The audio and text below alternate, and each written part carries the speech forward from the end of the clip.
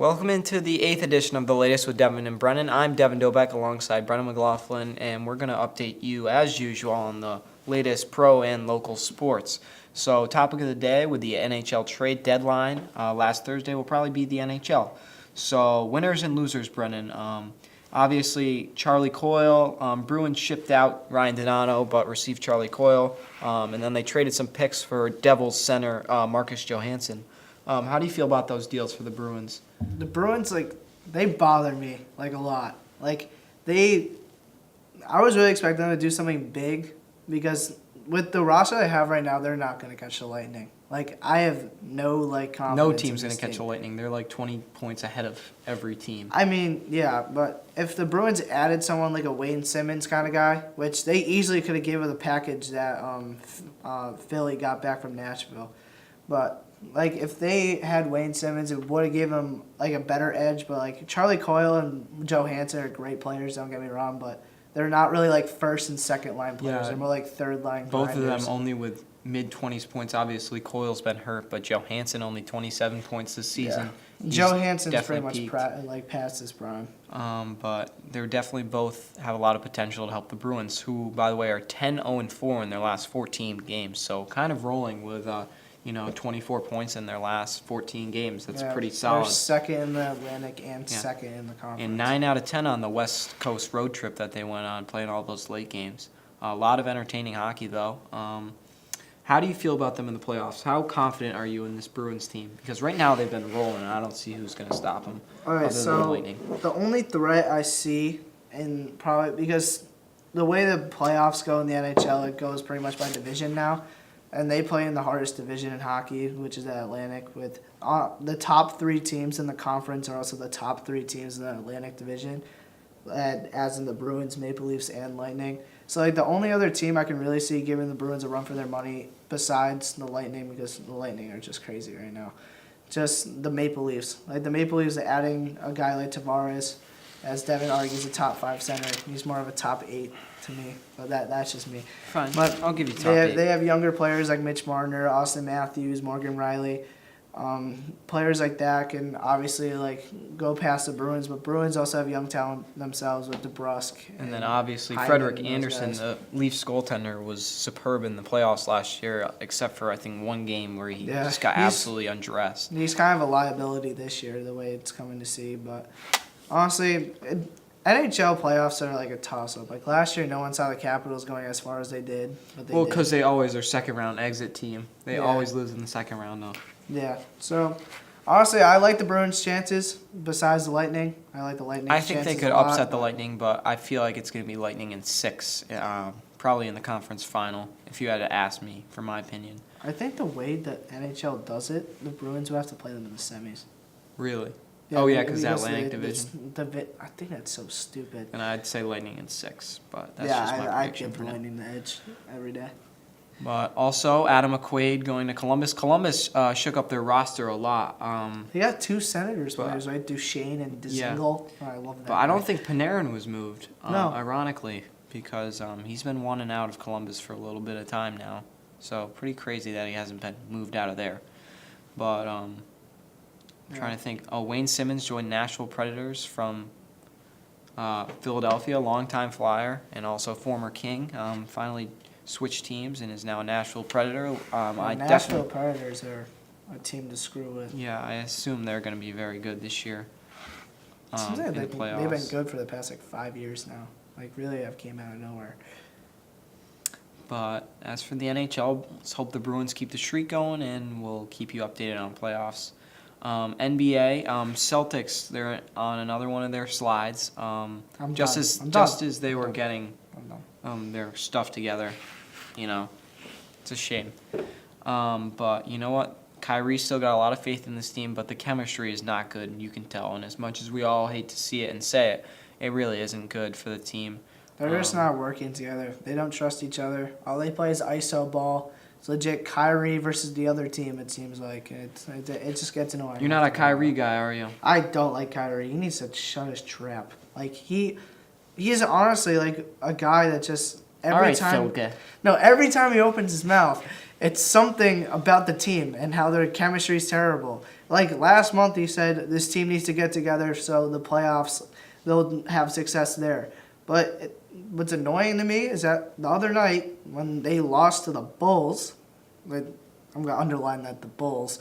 He goes like, see us in playoffs and see what happens. I don't see anyone beating us in a 7-game series. And I was like, but I can see a ton of teams beating you in a 7-game series because you guys don't know how to play team basketball. But Yeah, it's weird. And if you're laughing at me trying to drink my water, I broke my collarbone skiing last week, so I'm glad you're enjoying your laugh because I can see so just myself use your straight. right arm. How hard was that? Because then it's a whole process in, I don't know, Brennan. You know what? Just keep your trap shut. But NBA, how do you feel about the 76ers? Because they added Tobias Harris, they have Jimmy Butler, they have all those guys, Joel Embiid. How do you feel about them in the Eastern Conference? Do you think they're too young, or do you think they're going to be able to make a playoff run? They're kind of like the Celtics, trying to figure out like both teams are highly talented, but Philly just seems to blow up whenever they play the Celtics. Like last year, They're terrible against Ben the Celtics. Simmons get shut out against the Celtics last year? Like I they think he even had score. a point Yeah, a like free 8 throw. point. Like, come on. He missed a wide open dunk. was Then it actually just seems pretty like Al Horford just turns into Defensive Player of the Year whenever Joel Embiid's on the court. Like I don't understand that one. Yeah, they're a solid group of guys. But if they get it together, I can see them being. How about the Lakers? LeBron, he hasn't missed the playoffs since his second season. How do you feel They're- about? They're not. I don't see them making the playoffs. They're really not that good. I think they could make the 8th seed if you had to ask me, and then I mean, they You have to get by teams like the young Kings. The Kings are like young, but they're actually starting to play together. And their Buddy Hield is Buddy Buckets, dude. That guy does not miss. And then, but who is around LeBron? Kuzma? Brandon Ingram. He's overrated. Brandon Ingram, like for as high as a pick he is, he's really Lonzo. Lonzo, he can't shoot. Like, I mean, he's a pass first point guard. I get it. But he can't shoot. Rajon Rondo. Rajon Rondo doesn't even know what a jump shot is. Like, He hit the game winner against Celtics a couple weeks ago. At the because it was buzzer. against the Celtics. Put it in a team against like the Rockets, he would His have first missed. career game winning shot ever. Yeah, of course it came in Boston, the only place where he's good. But different story. But yeah, the Lakers just want to add another superstar. So LeBron. with the switching back to the Eastern Conference, with the Raptors, 76ers, Celtics, and Pacers, I think. What is your top 4 that you see going in? Right, it's the Pacers, right? Yeah, it's the Pacers. But yeah, top 3 teams like really that stand out to me are the Sixers, Give me your seeds in order: 1, 2, 3, 4. Raptors 1, Bucks 2, Oh, I forgot the Bucks. Sixers 3, and then Celtics 4. And honestly, I can see the Celtics getting by a team like the Bucks, but the 76ers. I they like have that so top much 4. talent. That I'd have to agree with that. Like the Sixers have a lot of talent, and don't get me wrong, Milwaukee has a lot of talent too. I can see them. I can see any of those teams making it to the finals. To be completely honest, like the East is legit wide open when it comes to those. I feel like the teams. 76ers still don't have enough experience, and I don't know. The Raptors could, but they always choke somehow. They have Marc Gasol though now. Like they actually Yeah, have that's a big like acquisition. stable big man. And now they have Kawhi, and Kawhi has championship experience. So that team and Danny Green too. Like that. Raptors. bad. I think the Raptors are gonna make the finals, but that's just me. All right. Well, we can shift gears to the MLB. Nothing really going on. Spring training, of course, starting. But Manny Machado, 10 years, $300 million. Pretty crazy To the money. Padres. To the San Diego Yes. Padres, yes. Not sure why he wants to play there, but he's a guy that wants to make his money. He doesn't really care about winning. He just wants his money and doesn't care about fan base, just wants that money. So not really. Go ahead, buddy. Do your own thing. And then Yeah, go have fun over there, buddy. Arenado re-signed with the Rockies, 8 Oh, years, yeah. $265 million. I like that deal A lot for of money. He's a great player. But recently, I was talking to my dad about Mookie Betts. He hasn't wanted or made efforts to re-sign with the or contract extension with the Red Sox because my dad thinks he's looking for a lot more money, like $400 million. What do you think Betts is going to do? Is he holding out for money because he says he loves Boston? He's holding out for money. Do you think he's 'Cause- going to come to the Red Sox, or is he looking to explore other options? I can see Betts. He's stated he loves Boston, which yeah, you can say whatever you want now, but I could just see like a team like in AL East or just in American League that can just throw money at him and then build a roster around him, which easily could lure Mookie out of Boston. So like, if the Red Sox can put a deal together that's like around $350 million or $325 over 10 years or 11 years, And then they got to re-sign Chris Sale, though, don't forget, and that's a lot of money. And, of course, David Price opted in, so they got that. They got a lot of big paychecks. They're going to have to let some people go. Obviously, Jackie Bradley turning it up at the end of last season. I think he'll be gone in the next couple of years. I can see just 'cause Bradley not enough gone. money. I can see Price gone. Got J.D. Martinez. JD Martinez, I can see him staying because honestly, there's no better fit for a DH. And then they're going to have to re-sign Benintendi soon. Benintendi will stay. Bogarts has got a big contract. I think either. He's gone. He's gone. Yeah, He'll you think leave. Xander. So then who's going to play shortstop for the Red Sox? I think they should pursue Troy Tulowitzki, who's on the Yankees right now, because they're going to have the Yankees will have Didi Gregorius and Troy Tulowitzki, although he's getting older. Great shortstop, played for the Rockies most of his career, but I think he could be that little 9-hole hitter that could help the team. I could see a guy like Gene Segura coming to the Red Sox too. I would, but the Phillies just acquired him. They're not going to ship him that fast. No, I'm just saying like when Bogarts is done, which is not after this year, but it's after next. So that Gene Segura could be available by then. But Dave Dombrowski just loves to ship off his whole entire farm system, so I don't count him out for anything. And then, of course, Bryce Harper still deciding between Giants, Dodgers, and Phillies. But it's looking like the Phillies are out of it right now. So it's looking like he could go short-term deal with the Dodgers or long-term with the Giants. All about preference for him. I don't count the Nationals out either. I'd say he pretty much pieced out of there. The Nationals, that GM is known for swooping in last second and pretty much scooping at any guy he wants. Like Patrick Corbin, there was a report he was about to ink a deal with the Yankees, but the Nationals swooped in and gave him $10 more million, and he was like, "Yep," and then he signed with them. So I can see if they can put a deal together that's like upwards to over $300 million. I can see Harper just being like, "Oh, I'll just come back." So, all right, I think that's pretty much MLB. NFL.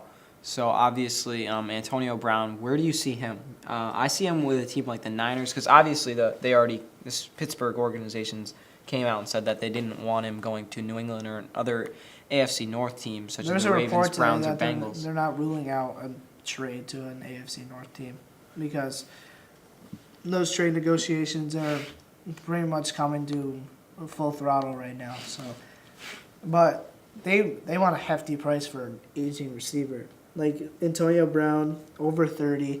They want at least a first round and probably an additional third or fourth or second round pick. So, yeah. It's gonna be Josh Gordon. Do you see him coming back to Pat's camp this summer, or do you think he's? If he gets reinstated, he'll come back to the Pats because I guarantee you, he hasn't seen anything that probably is a better situation than he'll be with the Pats. Like having Tom Brady, I honestly. I really hope the guy comes back. But if he comes back, it'll be with the Patriots. I think it's safe to assume that. But also, receiver help. Golden Tate has openly said today that he would love to come play in New England. I'd love him on the Pats. Like that. He's a little washed, but I mean, he's still a great receiver. Did you see that Deshaun Jackson has interest coming here too? Like, that would be unbelievable. Like they're receivers that just want to come here just to play with Tom Brady. So but yeah, obviously Patriots will definitely add some more offensive pieces this offseason, but I'm looking forward to seeing how that goes. And then Yeah. Devin McCourty said he would resign, taking back his Super Bowl comment, and we still await Rob Gronkowski. But Jason McCourty said he would love to resign, and he almost got cut last season, and then turned out to be an unbelievable corner. Him and Gilmore were a 1-2 punch out, I believe. So was J.C. Jackson, dude. Yeah, Don't sleep on him. he had a lot of flags at the end of the season. I don't know, but Did you see and then Gronk? they got McCourty Chung played great in the Super Bowl till he got hurt. It's coming likely that Gronk's gonna come back now because he's been telling teammates he would love to win another ring just to solidify him as probably the best tight end in NFL history. See, you got I see that, but then you got guys like Antonio Gates and Antonio Gonzalez, and they all have more touchdowns than Gronk. There's a lot of tight ends with more touchdowns than Gronk. There's no tight end that's been better in the playoffs than Gronk. And then, yeah, you could argue that, but he's also very injury prone. I don't know if he's definitely top 10 all time. Yeah, there's also money involved. If he retires, he loses out on like $11 million. So I can see that coming into But play yeah, too. Patriots are definitely going to make some offseason moves. But that definitely covers pro sports. So let's move into local. Basketball team. We wish the best of luck to the seniors who left. Of course, Theo DeVoy, Michael O'Shea, Ryan Ward, Jason Ayala. Who am I forgetting? Sebi O'Neal, Rob Sisson. Gonna miss those guys. They've obviously been big contributions to the system, and we wish them the best of luck as the basketball team's season came to an end. But the hockey team, a lot of things went right. I know I said it on the hockey broadcast that we were out of it after we lost to Longmeadow at Sear, but you know what? Magic happened, and a lot of things went right. What the heck happened? We lost to Marblehead, which determined if we were making. Well, we shouldn't have made the playoffs after we lost to Longmeadow. Then a bunch of other league teams lost. Then we got blown out by Marblehead, 12-2. And then what happened was Ludlow, a team that we crushed 7-2, beat Westside, who beat us 7-3. So Ludlow upset Westside, and we got the 4 seed for playoffs. So playoffs tomorrow night, 6 o'clock, Thursday night, 6 o'clock I'd be like at the Limp. It will be rowdy there, I can assure you of that. But Longmeadow, of course, playing Longmeadow. Third matchup against them this season. And first 2 matchups, a 9-1 loss.